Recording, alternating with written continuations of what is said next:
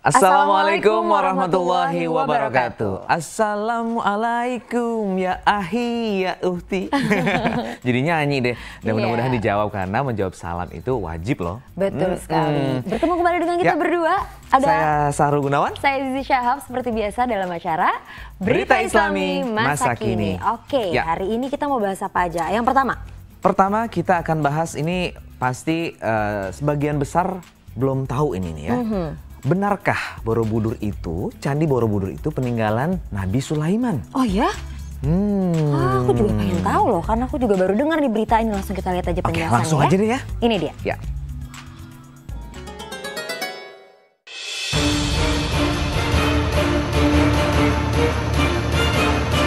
Benarkah Borobudur peninggalan Nabi Sulaiman?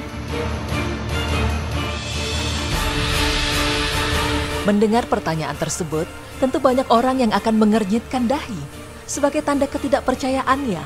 Mungkin demikian pula dengan Anda, sebab Nabi Sulaiman alaihissalam adalah seorang utusan Allah Subhanahu wa Ta'ala yang diberikan keistimewaan mampu menaklukkan seluruh makhluk ciptaan Allah, termasuk angin yang tunduk di bawah kekuasaannya atas izin Allah. Bahkan, burung dan jin selalu mematuhi perintah Sulaiman. Menurut Sami bin Abdullah al-Makhlud dalam bukunya yang berjudul Atlas Sejarah Nabi dan Rasul, Nabi Sulaiman diperkirakan hidup pada abad ke-9 sebelum Masehi atau sekitar 3000 tahun yang lalu. Sementara itu Candi Borobudur sebagaimana tertulis dalam berbagai buku sejarah nasional didirikan oleh dinasti Sailendra pada akhir abad ke-8 Masehi atau sekitar 1200 tahun yang lalu. Karena itu, wajarlah bila banyak orang yang mungkin tertawa kecut, bahkan geleng-geleng kepala bila disebutkan bahwa Candi Borobudur didirikan oleh Nabi Sulaiman alaihissalam.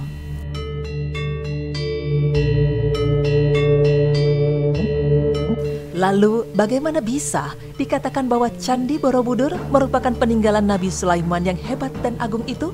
Apa bukti-bukti yang menunjukkannya? Dan benarkah ada jejak-jejak Islam di candi terbesar yang sempat menjadi salah satu dari 7 keajaiban dunia tersebut? Tentu hal ini memerlukan penelitian yang komprehensif dan melibatkan berbagai pihak untuk membuktikan validitas dan kebenarannya. Dalam bukunya Borobudur dan Peninggalan Nabi Sulaiman, Kiai Haji Fahmi Basya menyebutkan beberapa ciri-ciri Candi Borobudur yang menjadi bukti sebagai peninggalan putra Nabi Daud tersebut. Di antaranya hutan atau negeri Sabah, makna Sabah, nama Sulaiman, buah maja yang pahit, dipindahkannya istana Ratu Sabah ke wilayah kekuasaan Nabi Sulaiman, bangunan yang tidak terselesaikan oleh para jin, tempat berkumpulnya Ratu Sabah dan lainnya. Tentu saja banyak yang tidak percaya bila Borobudur merupakan peninggalan Sulaiman. Di antara alasannya karena Nabi Sulaiman hidup pada abad ke-10 sebelum Masehi, sedangkan Borobudur dibangun pada abad ke-8 sebelum Masehi. Kemudian menurut banyak pihak, peristiwa dan kisah Sulaiman itu terjadi di wilayah Palestina dan Sabah di Yaman Selatan, sedangkan Borobudur di Indonesia.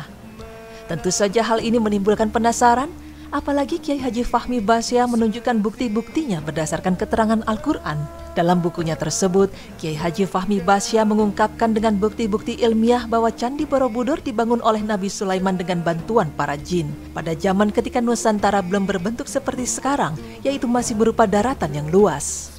Menurut Kiai Haji Fahmi Basya, batu-batu di Candi Borobudur banyak ditemukan simbol segi 6 dengan lingkaran di bawahnya. Dan tahukah Anda bahwa simbol tersebut merupakan simbol lafaz Bismillah? Agar kita lebih memahami bukti pertama ini, ada baiknya jika kita mengetahui simbol lafaz Bismillah. Simbol itu bisa dibuat dengan melukis sebuah 7 buah lingkaran sama besar, yang salah satu lingkaran berada di tengah dan dikelilingi oleh 6 lingkaran lainnya.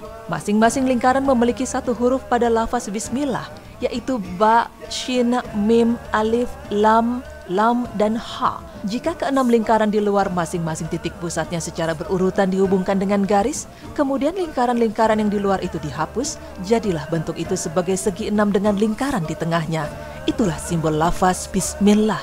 Selain itu, dalam bukunya tersebut, ia juga mengungkap secara ilmiah bahwa Candi Borobudur dahulunya bukan di tempat seperti yang sekarang, melainkan sempat mengalami pemindahan dengan kecepatan pemindahan melebihi kecepatan cahaya, yaitu 60.000 kali.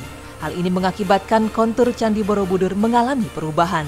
Pemindahan candi ini sesuai cerita dalam Al-Quran yang artinya, berkatalah seorang yang mempunyai ilmu dari Alkitab, aku akan membawa singgasana itu kepadamu sebelum matamu berkedip.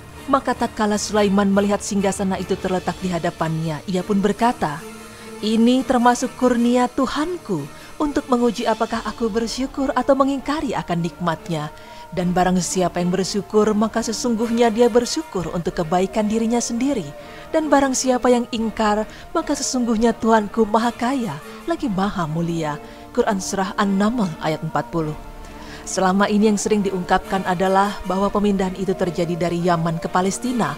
Namun sesungguhnya bukti nyatanya belum pernah ditemukan. Fakta inilah yang kemudian dikaitkan oleh Kiai Haji Fahmi Bahsyah mengenai Candi Borobudur sebagai peninggalan Nabi Sulaiman. Pertanyaan selanjutnya adalah, jika demikian lalu di mana letak Candi Borobudur sebelum dipindahkan? Jawaban yang terdapat dalam buku itu adalah di kawasan Candi Boko yang terletak di Kabupaten Bantul. Di kawasan tersebut nampak bekas-bekas adanya candi besar, namun candi besar itu hilang, entah bagaimana hilangnya. Yang jelas bukan karena hancur atau runtuh, bahkan di kawasan Candi Boko ditemukan serpihan-serpihan sisa candi yang konturnya mirip dengan kontur Candi Borobudur. Hanya saja kontur yang ada di kawasan Candi Boko ini tampak lebih jelas dibandingkan dengan kontur yang ada di Candi Borobudur. Hal ini akibat pemindahan dengan kecepatan 60.000 kali kecepatan cahaya. Lebih jauh lagi, Kiai Haji Fahmi Bahsyah membahas sisi lain dari Candi Borobudur, yaitu bahwa desain Candi Borobudur sangat kompleks dan memiliki makna yang dalam.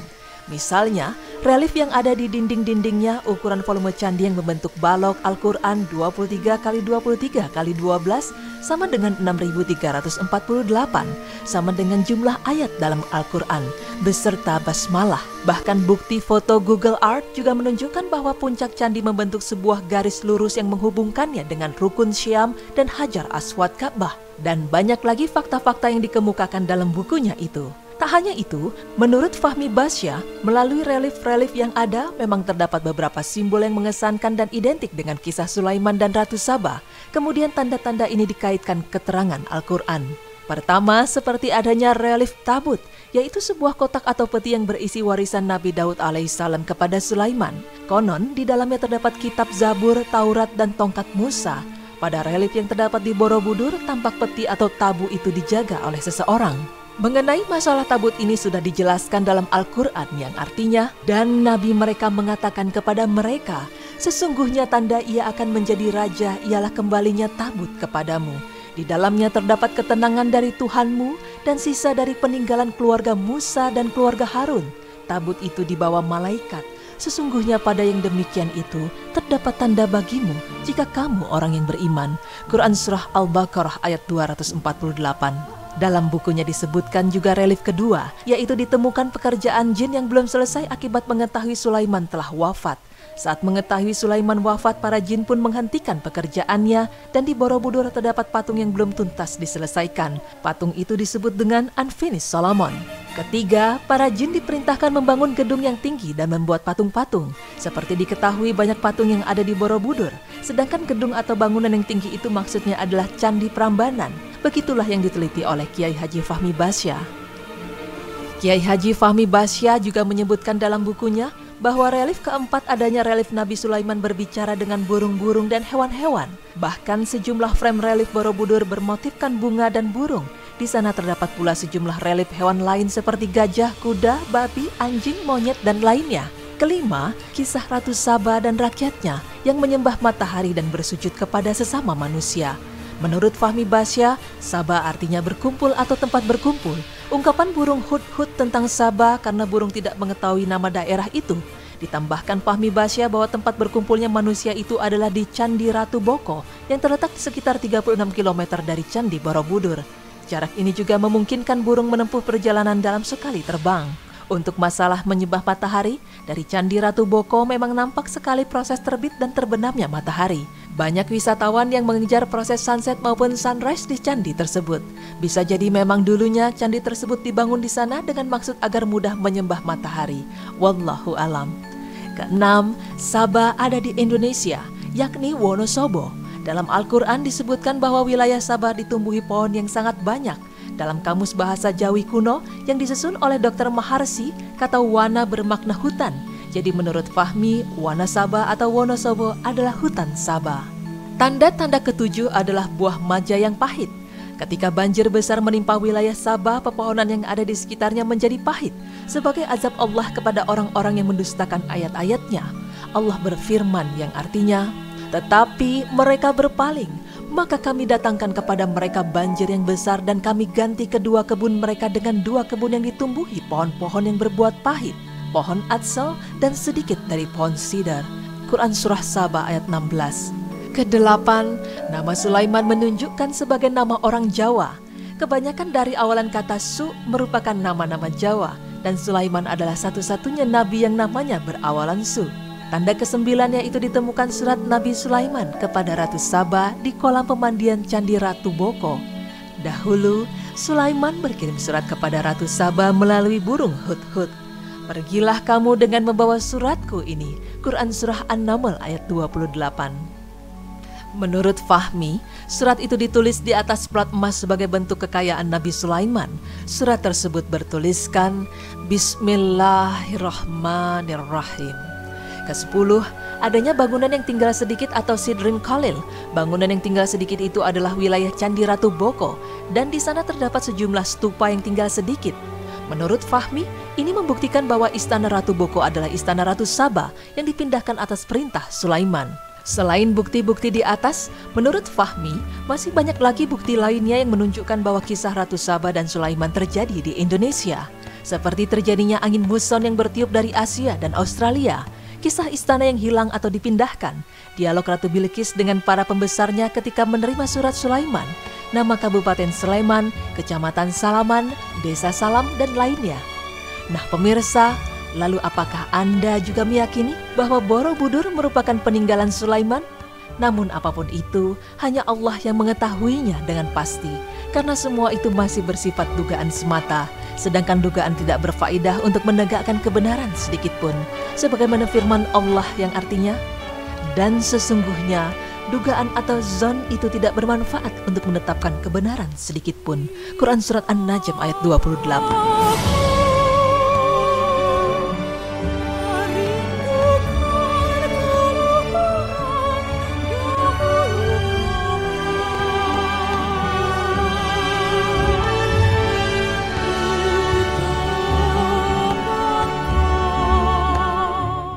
Wallahu a'lam bishawab. Aku sempat speechless barusan, tapi di sini kan disebutkan kalau ini masih praduga. Jadi antara kebenarannya atau tidak benarnya masih 50-50 nih ya. Betul sekali. Jadi memang lebih baik kita tidak perlu berpraduga ya, karena dalam Islam berpraduga itu ya tidak ada faedahnya. Betul sekali. Yang menjadi tugas kita semua adalah menjaga kekayaan yang ada di Indonesia ini ya. Setuju. Sebagai budaya bangsa pastinya. Setuju banget. Selanjutnya kita akan bahas tentang pengaruh warna dalam kehidupan manusia. Ya, itu dia. Seperti apa sih sebetulnya? Jangan kemana-mana, tetap di Berita Islami Masa Kini.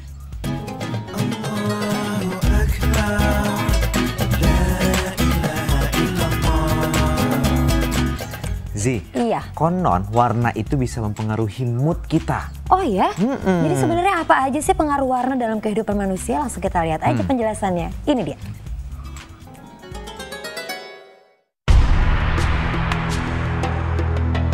Pengaruh warna dalam kehidupan manusia. Allah Subhanahu wa Ta'ala menciptakan segala sesuatu di dunia ini dengan segala keindahannya. Dan tidak hanya itu, Allah Ta'ala juga menciptakan berbagai macam warna dalam kehidupan manusia agar manusia dapat menikmati indahnya pemandangan yang telah Allah ciptakan di dunia ini. Tanpa warna, mungkin dunia ini akan terasa gelap gulita. Sudah sejak lama warna juga diketahui dapat memberikan pengaruh terhadap psikologi dan emosi manusia. Bahkan ada ilmu yang menggunakan warna untuk terapi atau yang disebut dengan colorology atau menggunakan warna untuk menyembuhkan. Dan metode ini sudah dipraktekkan oleh banyak kebudayaan kuno seperti Mesir dan Cina. Nah pemirsa, benarkah warna dapat berpengaruh dalam kehidupan manusia? Lalu bagaimana bisa warna berpengaruh bagi kehidupan manusia? Berikut tim Berita Islami Masa Kini akan memaparkannya untuk Anda.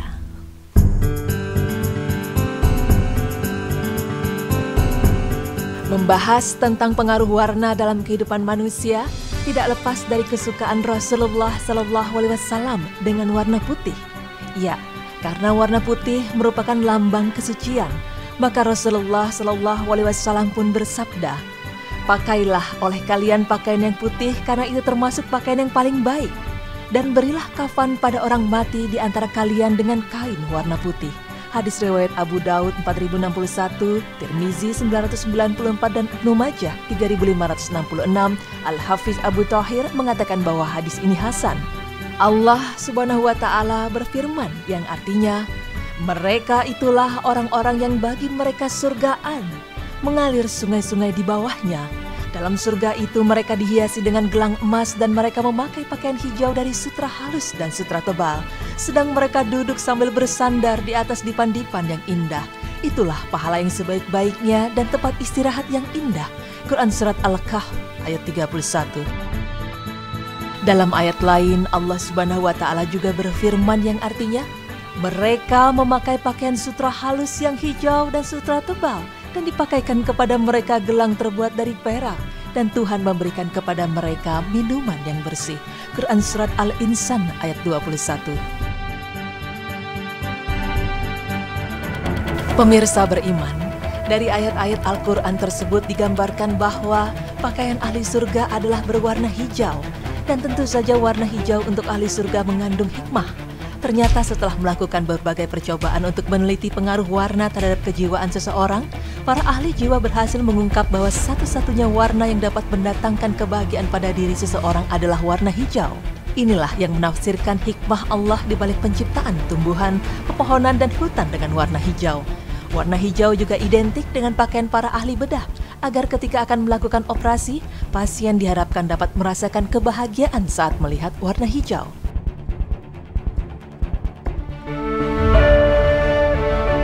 Warna merah. Merah adalah warna yang paling sering membuat seseorang tertarik. Warna ini memiliki karakteristik merangsang saraf, kelenjar adrenal atau endokrin, dan saraf sensorik. Warna merah juga dinyatakan paling ampuh untuk merangsang dan meningkatkan energi fisik, memperkuat motivasi, membangkitkan emosi, dan menciptakan perasaan kegembiraan atau intensitas. Tetapi, pada saat yang sama, warna ini dapat dianggap sebagai tuntutan dan sikap agresif. Inilah alasan mengapa Rasulullah SAW melarang memakai baju berwarna merah. Ibnu Abbas berkata, aku dilarang untuk memakai kain yang berwarna merah, memakai cincin emas, dan membaca Al-Quran saat ruku. Hadis riwayat An-Nasa'i 5266, Syekh Al-Albani mengatakan bahwa sanad hadis ini sahih. Pemirsa, dari hadis tersebut dapat disimpulkan bahwa warna merah tidak dianjurkan bagi orang yang mempunyai sifat temperamen dan mudah marah, karena pengaruh warna merah tersebut terhadap kepribadian seseorang. Namun tidak mengapa bagi seseorang yang tidak bersifat demikian, karena Rasulullah pun pernah memakai baju berwarna merah, seperti yang dikatakan oleh Al-Bara bin Azib bahwa Rasulullah SAW itu berperawakan sedang, berpundak bidang, rambutnya lebat terurai ke bahu hingga sampai kedua cuping telinganya. Pada suatu ketika, beliau pernah mengenakan pakaian hullah berwarna merah. Tidak ada seorang pun yang lebih tampan dari beliau. Hadis riwayat Muslim 2337. Ibrahim An-Nakhai bersama Al-Qamah dan Al-Aswad juga pernah menjumpai beberapa istri Nabi, dan mereka melihat para istri Nabi tersebut mengenakan pakaian berwarna merah.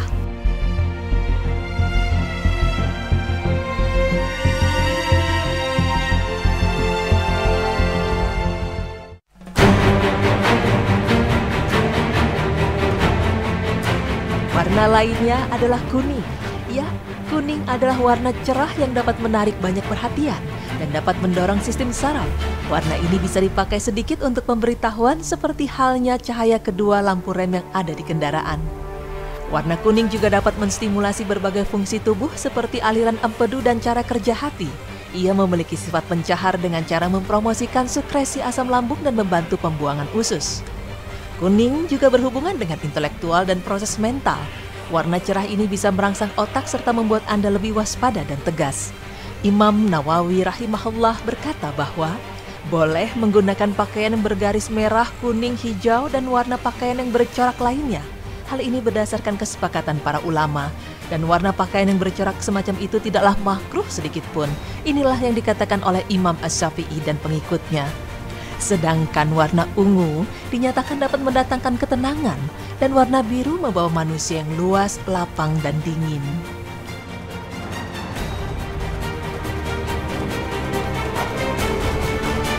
Nah, pemirsa beriman, Itulah tadi penjelasan mengenai beberapa warna yang berpengaruh dalam kehidupan manusia yang dapat pula berpengaruh terhadap mood atau perasaan seseorang. Seperti warna hijau yang menurut para ahli jiwa adalah satu-satunya warna yang dapat mendatangkan kebahagiaan pada diri seseorang. Setiap orang tentunya mempunyai warna yang disukai. Dan tentu saja setiap warna punya pengaruh dan arti tersendiri bagi kita. Wallahu a'lam bishawab.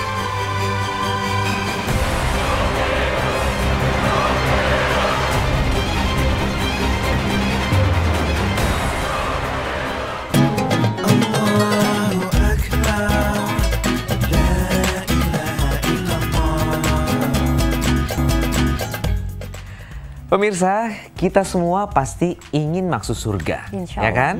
Cici pengen masuk surga kan? Iya dong, itu adalah tujuan setelah kehidupan, ingin masuk surga. Nah, itu dia. Tapi sebetulnya siapa sih sebetulnya wanita yang dijanjikan Allah masuk surga? Oh, langsung aja kita lihat penjelasannya. Ini dia.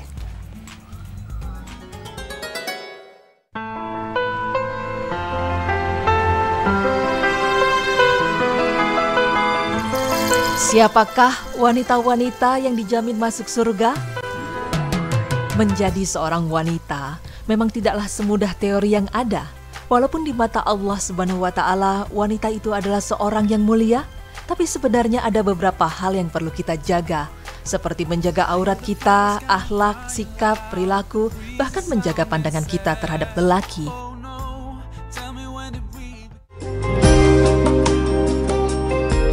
Makhluk yang mulia di mata Allah Subhanahu wa Ta'ala adalah seorang wanita, karena wanita memang perjuangannya sungguh berat. Oleh karena itu ada beberapa figur wanita idaman yang bisa kita contoh.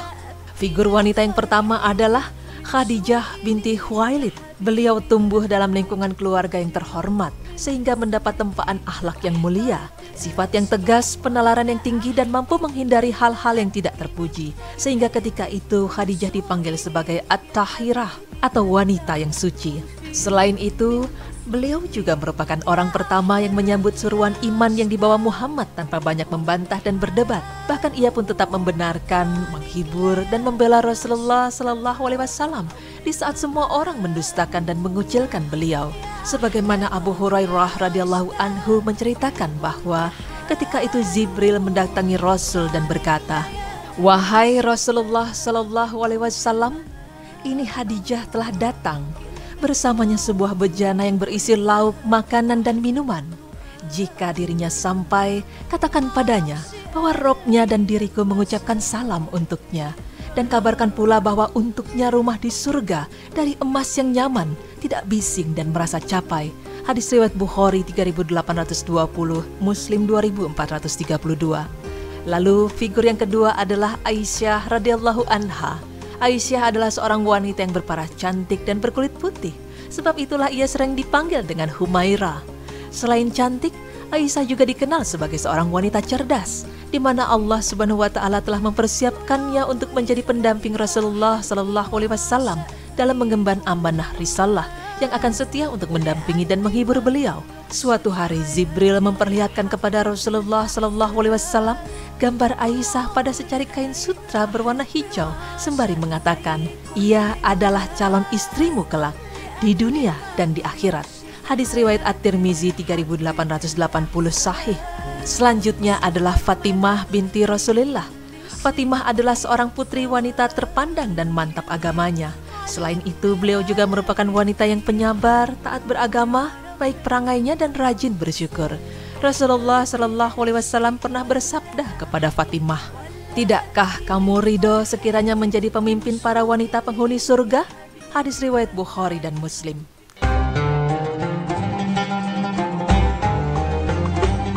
Zainab binti Zahsi juga merupakan seorang figur wanita yang dijamin akan masuk surga karena ia adalah seorang ummul mukminin.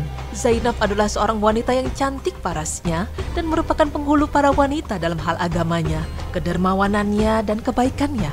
Namun ketika itu Zainab meninggal dunia dan Aisyah mengatakan bahwa Zainab adalah seorang wanita yang mulia dan rajin beribadah serta menyantuni para yatim dan para janda. Hal ini pun telah disabdakan oleh Rasulullah SAW kepada para istrinya. Orang yang paling cepat menyusulku di antara kalian adalah yang paling panjang tangannya. ternyata Zainab yang paling panjang tangannya karena ia bekerja dengan tangannya dan bersedekah. Hadis riwayat Muslim 2452.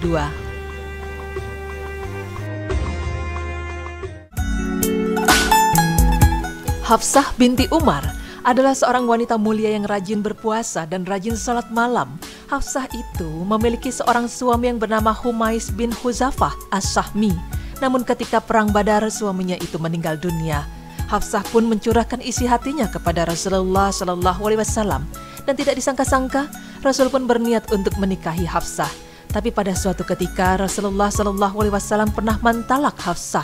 Lalu Jibril berkata, "Rujuklah kepada Hafsah, ia adalah wanita yang banyak berpuasa dan salat malam dan ia adalah istrimu di surga." Hadis riwayat Al-Hakim Hasan. Terakhir adalah Sumayyah binti Hubat.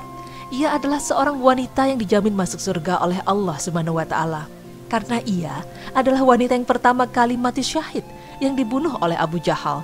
Ketika itu orang-orang musyrik telah merasa putus asa menghadapi ketabahan dan kesabaran Sumayyah. Maka mereka membunuhnya dengan tombak yang dihujamkan ke arah kemaluannya. Dan Sumayyah pun menjadi syahidah pertama sebagaimana Rasulullah SAW bersabda, "Bergembiralah wahai keluarga Ammar dan Yasir, sesungguhnya telah dijanjikan surga untuk kalian semua." Hadis riwayat Al-Hakim. Nah pemirsa, itulah penjelasan mengenai figur-figur seorang wanita yang dijamin masuk surga. Dan pasti sebagai umat muslim tidak ada yang tidak mau untuk masuk surga. Oleh karena itu penjelasan tadi dapat menjadi suri tauladan bagi para kaum hawa. Dan semoga kita terus berusaha untuk memperbaiki diri agar menjadi wanita-wanita yang kelak dipertemukan dengan 11 wanita hebat penghuni surga ini. Maka itu selalu jaga hati kita agar tak terjerumus ke dalam cinta dunia. Wallahu a'lam bishawab. Orang yang menunaikan zakatnya, yang keempat menjaga kemaluannya, yang kelima orang yang Ya, jadi di antara wanita yang pasti masuk surga, dijanjikan Allah masuk surga, yaitu Khadijah, Aisyah, Fatimah, dan masih ada yang lain juga. Amin, insya Allah aku termasuk salah satunya bisa masuk surga. Amin ya Allah, ya Rabbal Alamin. Oke, selanjutnya kita masih juga pria yang salah satunya masuk surga. Amin. Amin, boleh pria juga boleh. Amin, insya Allah. Semuanya, insya Allah. Setelah ini masih ada informasi yang lainnya pemirsa, jadi jangan kemana-mana, tetap di Berita Islami Masa Kini.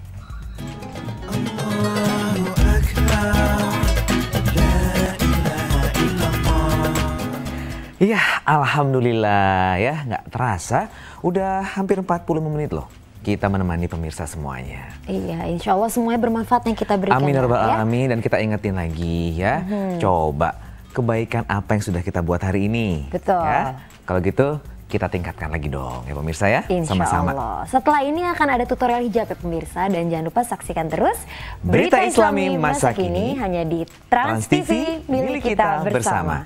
Wassalamualaikum warahmatullahi wabarakatuh.